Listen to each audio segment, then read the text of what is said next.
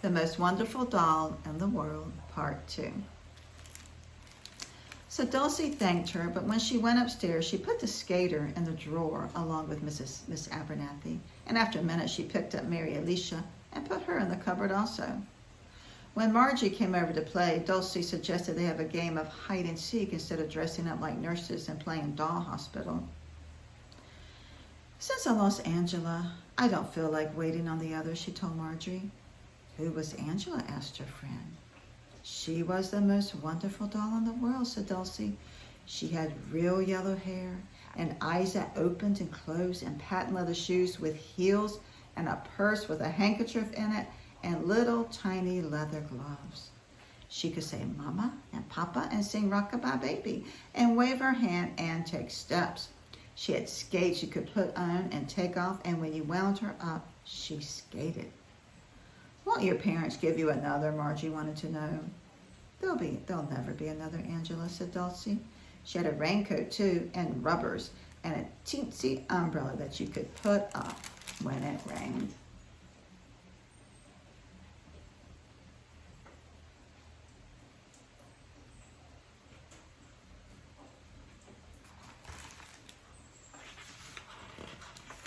So they played hide and seek and patches and Parcheesi, instead of hospital. And that night, before she went to bed, Dulcie looked scornfully at her dolls and shut the twins away in the cupboard with Miss Abernathy and Mary Alicia and the skater. The news of the lost doll spread about the school. At recess, all the little girls begged Dulcie to describe her. She was the most wonderful doll in the world, Dulcie told them sorrowfully.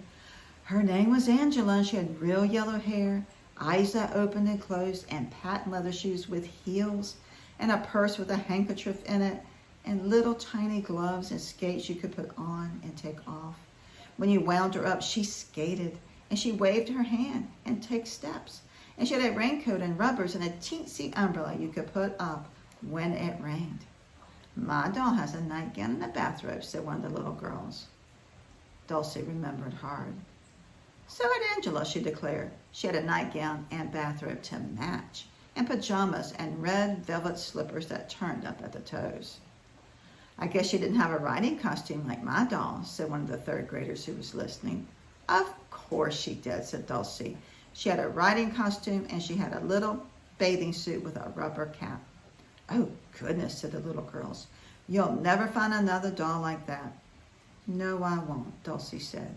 And that night she put the ballerina in the cupboard along with Miss Abernathy and Mary Alicia and the skater and the twins.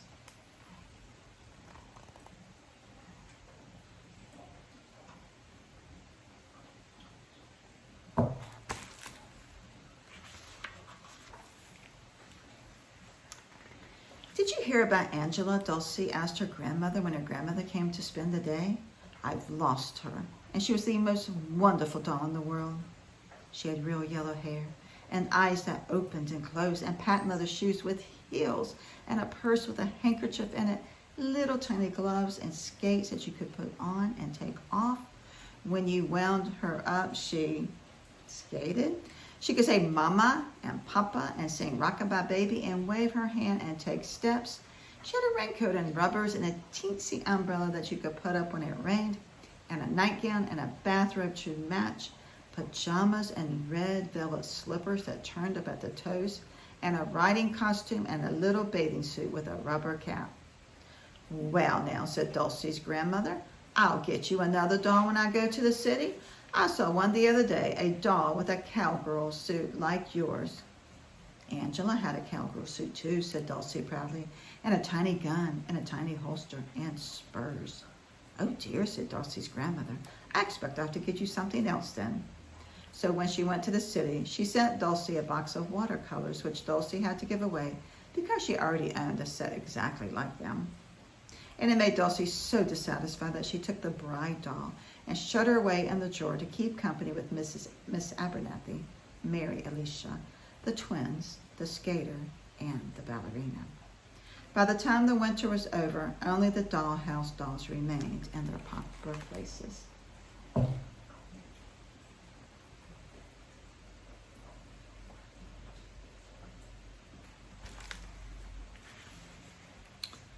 And that was because Dulcie scarcely ever played with them. No one dared to give her dolls anymore because none of them could measure up to Angela.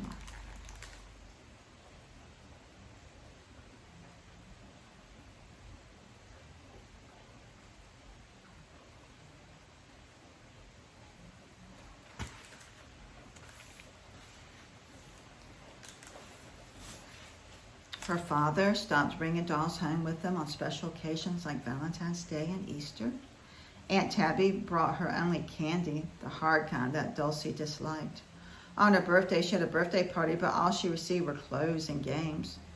What is more, Dulcie's friends grew tired of having their own dolls compared to Angela. After a while, they left off inviting Dulcie to their houses. No one wanted to hear another word about the famous lost doll. When Marion's mother knitted a stocking cap for Marion's crybaby, Dulcie spoke of the cap and sweater and mittens that had belonged to Angela. When Catherine's doll got new sheets for her bed, Dulcie remembered that Angela had come with some supplied sheets and a pink satin quilt. Even Marjorie stopped listening and went home one day when the girls were in the middle of a game of Monopoly. Dulcie began, "Did I ever tell you about Angela's green taffeta party dress?"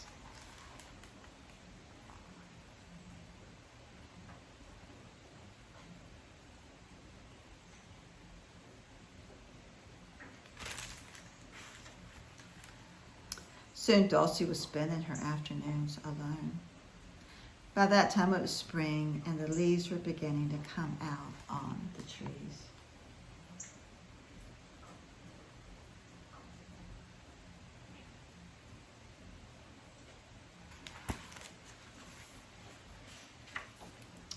And it was in the spring on a blue, smoky Saturday like that day last fall when Angela came back.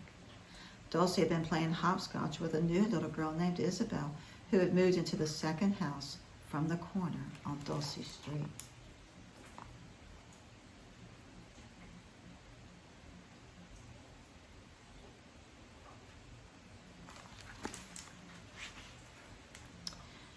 When the noon whistle blew, they stopped their game and sat down on a stone seat at the very end of the garden to rest a moment before their mothers called them to lunch. While they were kicking their feet in the last year's leaves which had drifted under the stone, Dulcie said wistfully to Isabel, "Did I tell you about the doll I lost?" "No," said Isabel, who had moved into her house only the Saturday before.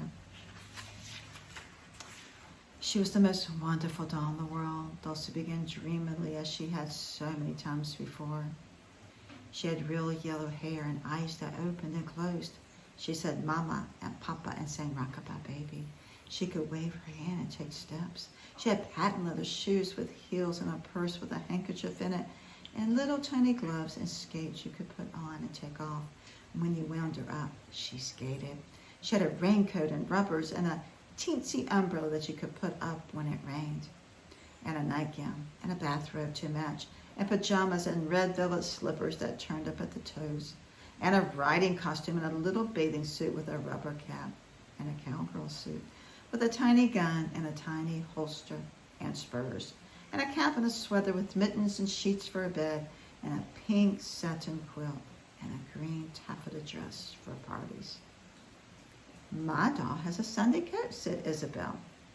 Dulcie hardly had to think at all. "So did Angela," she said quickly. "She had a Sunday coat with gaiters and a tam o' shanter.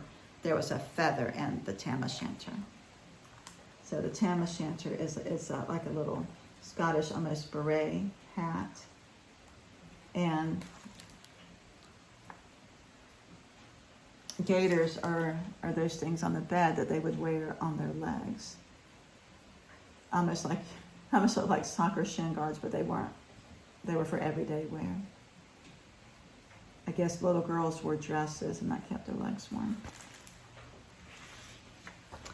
"I wish I could have seen her," said Isabel, kicking her feet merrily. Suddenly her heel struck something buried in the leaves. She leaned down and tugged. Whatever it was had lain for a long while unnoticed beneath the stone seat. Dulcie helped her pull, and out from the leaves came a dismal-looking object, muddy and faded by the winter weather. For a moment they both stared at it.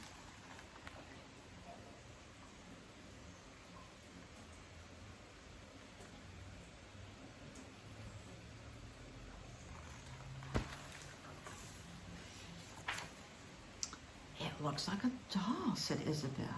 Then she leaned down and poked him on the leaves again. This time she pulled out a box, dirty and tied with tarnished gold string. These look like doll clothes, she said, tearing away the discolored lid. Poor old doll. She's been left out of doors for ever so long. And she began smoothing down the limp hair and brushing the mud from the frock. Dulcie gave a squeal of surprise. Why, it's Angela, she started to say. Then she looked once more at the forlorn little figure.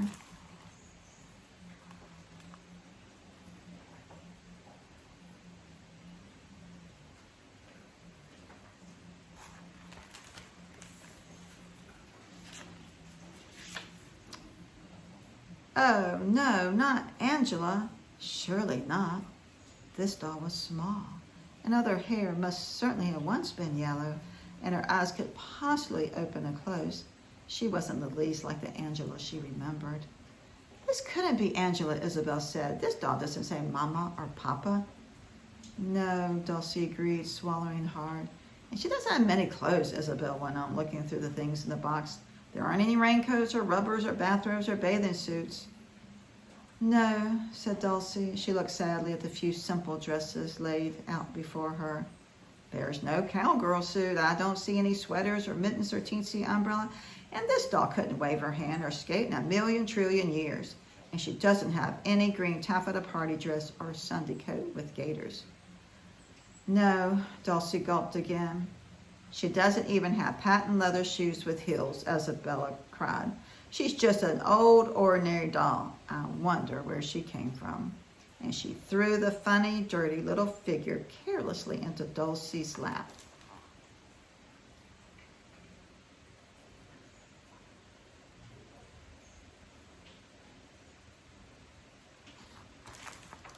Come on, let's play another game before lunch. No, said Dulcie in a strange voice, and picking up the doll, she ran fast into the house and up to her room. It was there that her mother found her when she came to say that the sandwiches were ready. Dulcie was sitting on the bed, staring straight in front of her. On the chair sat the doll, dried off a bit and cleaner, but still a rather sorry-looking sight. Where in the world did you get this thing? Asked Dulcie's mother. I thought you never played with dolls anymore. Dulcie drew a deep breath. It's Angela, she said. It's Angela. I found her. And she doesn't talk or sing or skate or wave her hand, and she doesn't have shoes with heels or a purse or a raincoat or gloves or an umbrella or anything at all. That's wonderful. I must have just made it up out of my head. Oh, poor Dulcie, cried her mother. She put her arms around Dulcie and held her fast. You imagined it.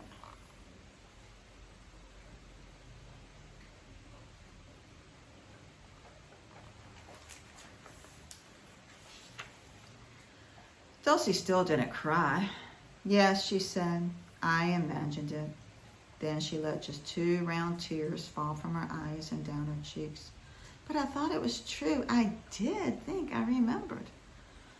Poor Dulcie, her mother murmured again. Then she said something strange, but which Dulcie understood. Everybody has a dream, said Dulcie's mother. And sometimes people get mixed up about what is dream and what is real. That's how it happened with Angela. You remembered your dream of her. Yes, said Dulcie. It was the way I wanted her to be. But as we grow up, Dulcie's mother continued, we learn to be more satisfied with things as they are. Don't grown-ups have dreams? Asked Dulcie. Oh, yes, her mother said. Of course they do, but they know the difference between what is true and what is not. They keep the dream glowing like a little fire at which they can warm their hearts. Well, said Dulcie, and drew a deep breath. I'll have to grow up, I guess. And going to the cupboard, she took out Miss Abernathy and Mary Alicia and Jack and Jill and Tosca and the skater and the ballerina and the rest of the family who'd been so patient there through the long, dark months. All winter, Dulcie told her mother, I didn't have much fun because I was thinking about the imaginary Angela. Now I'll play with all my dolls. I'd forgotten how much I liked them. And I'll ask Marjorie back this very afternoon. I'll even let her see how the real Angela looks. Then she stopped and thought for a moment. But someday, said Dulcie, maybe I'll find a doll that's something like my dreams. Only her name will be Veronica, and her party dress will be yellow instead of green, and she'll have coal black curls. Perhaps she will, said her mother. Now come and have your lunch.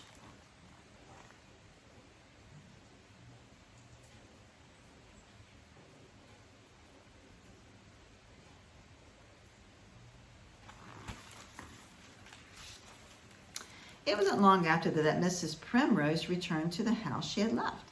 Dulcie went to visit her. She saw the canary in the cage and played the music box and examined the lead soldiers and made a snowstorm in the paperweight. As she was leaving, Mrs. Primrose asked her, "How is Angela?"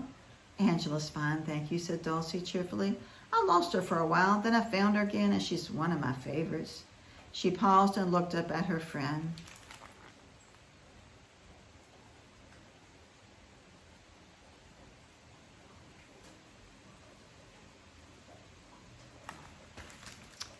"But I have another doll now, Mrs. Primrose. Her name is Veronica, and she's the most wonderful doll in the world.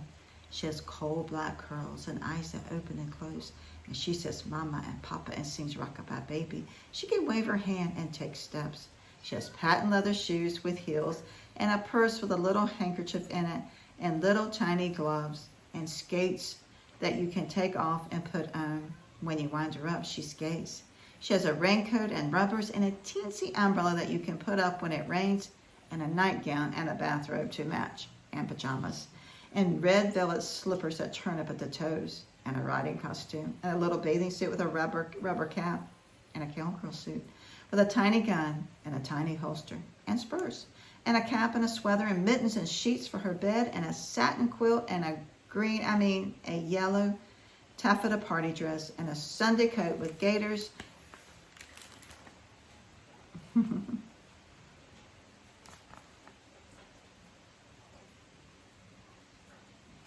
and a tam o' shanter that has a feather, oh yes, and a muff made of eels fur.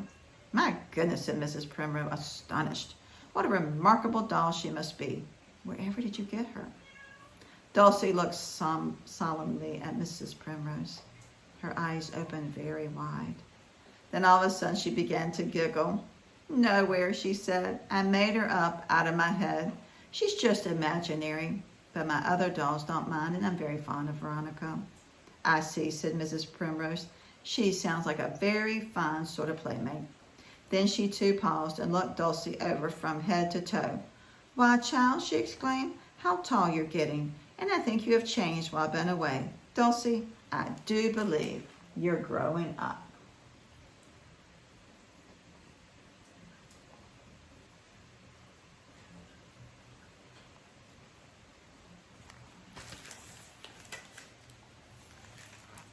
The end. Did you like that book, The Most Wonderful Doll in the World? Well, let me know what y'all thought of it sometime, okay? And we can talk about it. All right, well, love y'all so much. Bye.